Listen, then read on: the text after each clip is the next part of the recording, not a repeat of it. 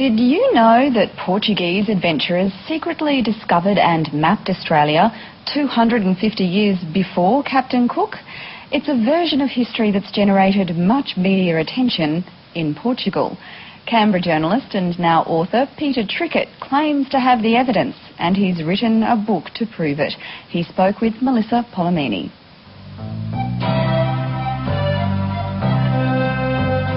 Lesson 1 in White Australian history.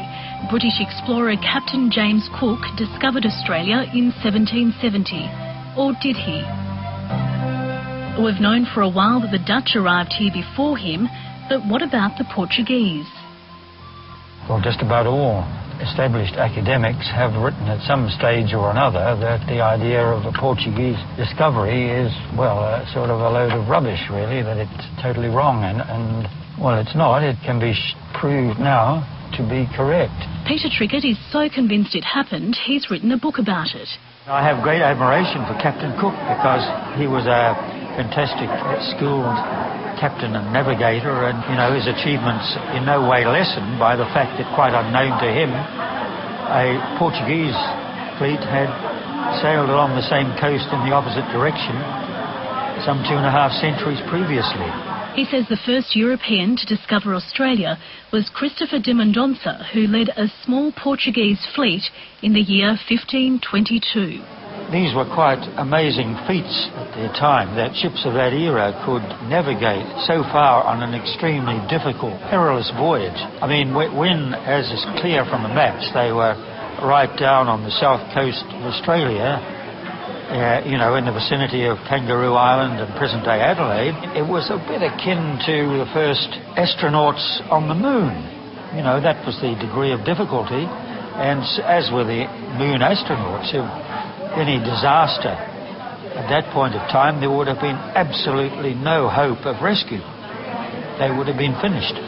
So this is the Ballard Atlas, and this is what started it all for you? That's right, yes. I came across this quite by chance on the remainders table at a Canberra city bookshop when I was on my way home from work one day, and it absolutely intrigued me. The original 16th century Ballard Atlas contains more than a dozen hand-drawn maps of the world, as it was then known to the Europeans. We can see at the top half there's something very much resembling the coast of present-day Queensland and northern New South Wales. And we might just stop for a moment and look. There, indisputably, is Fraser Island. You can't really deny that at all. It's when we come to this strange feature here, which I call the Great Eastern Promontory, that we really run into some problems.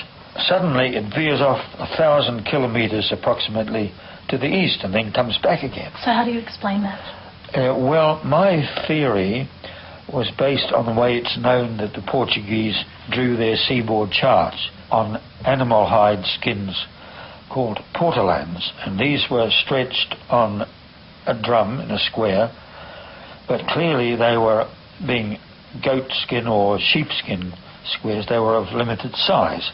So we can be quite sure there were at least 3, maybe 4 portolans were put together by the French, who ultimately compiled these maps.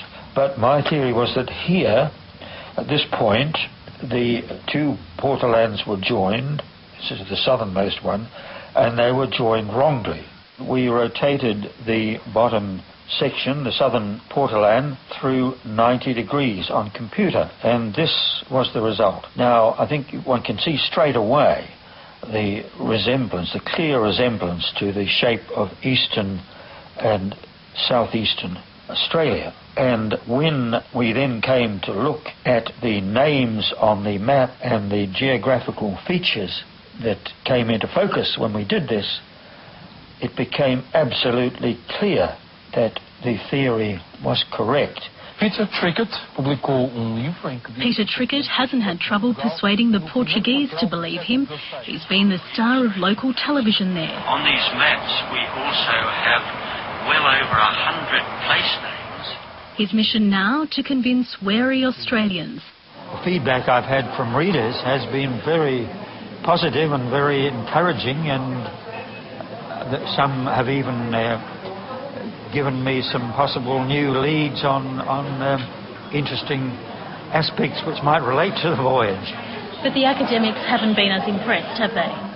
Well, I haven't heard anything actually from any academics since the book was published. There's been no attempt to discredit it, which may speak for itself.